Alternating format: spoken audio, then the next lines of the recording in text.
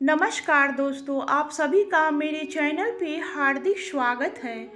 आज के वीडियो में हम जानेंगे माता वैष्णो देवी और भैरवनाथ की संपूर्ण कथा। नवरात्रि के दिनों में भैरवनाथ ने मां दुर्गा से क्यों मांगा था मांस मदिरा, जानेंगे संपूर्ण कथा। साथ ही दोस्तों मेरे चैनल को लाइक शेयर सब्सक्राइब करना न भूलिएगा। साथ में बेल आइकॉन को प्रेस कर दीजिएगा। धन्यवाद। माँ शक्ति का ही एक रूप है माँ वैष्णो देवी। खास बात यह है कि माँ वैष्णो नवरात्र में ही अपने भक्त के घर उसके कष्ट हरने जाती हैं। वैष्णो देवी के मंदिर में हर साल करोड़ों श्रद्धालुओं मत्था टेकते हैं और आशीर्वाद लेते हैं। नवरात्र अवसर पर आज जानते हैं माँ शक्ति के वैष्णो अवतार और इससे जुड़ी धार्मिक मान्यताओं के बारे में। कटरा के निकट हंसाली गांव में माँ वैष्णवी के परम भक्त श्रीधर रहते थे। संतान न होने से दुखी श्रीधर ने एक दिन नवरात्रि पूजन के लिए कुमारी कन्याओं को बुलवाया। माँ वैष्णो कन्या वेश में उन्हीं के बीच आकर बैठ गई। सभी के जाने के बाद कन्या का रूप धरकर आई माँ वैष्णो ने श्रीधर को पूरे गांव में भंडारे का निमंत्रण देकर आने को कहा। लौट कर आते समय गुरु गोरखनाथ व उनके शिष्य बाबा भैरवनाथ जी के साथ उनके दूसरे शिष्यों को भी निमंत्रण दे दिया। कन्या के रूप में माँ वैष्णो ने एक विचित्र पात्र से सभी को भोजन परोसना शुरू किया। भोजन परोसते हुए जब वह कन्या भैरवनाथ के पास गई तब उसने कहा कि मैं तो खीर पूरी की जगह मांस खाऊंगा और मदिरा पान करूंगा। माँ ने उसे समझाया कि यह ब्राह्मण का घर है, यहाँ मांस मदिरा नहीं मिलेगा। माँ उसके कपट को समझ गई थी। माँ त्रिकुटा पर्वत की ओर चली गई और भैरव उनका पीछा करने लगा।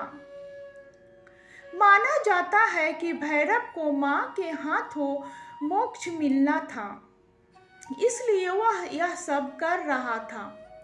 माँ ने त्रिकुट पर्वत पर एक गुफा में प्रवेश कर 9 माह तपस्या की। पीछा करते करते भैरव इस गुफा तक आ पहुंचा तो गुफा की दूसरी ओर से माँ बाहर निकल गई। यह गुफा भी अर्ध कुमारी या आदि कुमारी या गर्भजून के नाम से प्रसिद्ध है। गुफा से बाहर निकलकर माँ ने कन्या से देवी का रूप धारण करके भैरव को वापस जाने की चेतावनी दी। फिर भी वह नहीं माना। माता गुफा के भीतर चली गई। तब माता की रक्षा के लिए हनुमान जी गुफा के बाहर थे और उन्होंने भैरवनाथ से युद्ध किया। भैरव ने फिर भी हार नहीं मानी। जब वीर लंगूर निढाल होने लगा तब माता वैष्णवी ने महाकाली का रूप लेकर भैरवनाथ का संहार किया। हनुमान जी को प्यास लगने पर माँ ने पहाड़ पर बाण चलाकर एक जलधारा निकाली थी और उस जल में अपने केश धोए थे। आज यह पवित्र जलधारा बाणगंगा के नाम से जानी जाती है। इसके पवित्र जल को पीने या इसमें स्नान करने से श्रद्धालुओं की सारी थकावट और तकलीफें दूर हो जाती है। इसी गुफा में माँ महाकाली, माँ महासरस्वती और माँ महालक्ष्मी की पिंड के रूप में गुफा में विराजमान है। इन तीनों के सम्मिलित रूप को ही माँ वैष्णो देवी का रूप कहा जाता है। युद्ध के दौरान भैरवनाथ का सिर कटकर भवन से 8 किलोमीटर दूर त्रिकुट पर्वत की घाटी में गिरा। उस स्थान को भैरव घाटी के नाम से जाना जाता है। जहाँ भैरवनाथ का मंदिर बना। अपनी भूल पर पश्चाताप हुआ तो भैरव ने माँ से क्षमादान की भीख मांगी।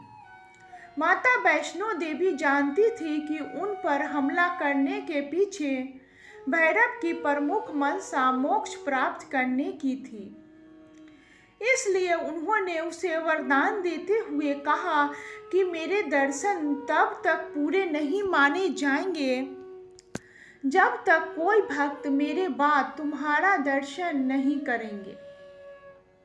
उसी मान्यता के अनुसार आज भी भक्त माता वैष्णो देवी के दर्शन करने के बाद करीब 2.25 किलोमीटर की खड़ी चढ़ाई करके भैरवनाथ के दर्शन करने जाते हैं। इसके साथ ही दोस्तों कथा यहीं पे ख़त्म होती है। उम्मीद करती हूँ कि बहुत ही अच्छी लगी होगी माता रानी की ये कथा। तो इसके साथ ही चैनल को लाइक शेयर सब्सक्राइब करना न भूलिएगा। धन्यवाद।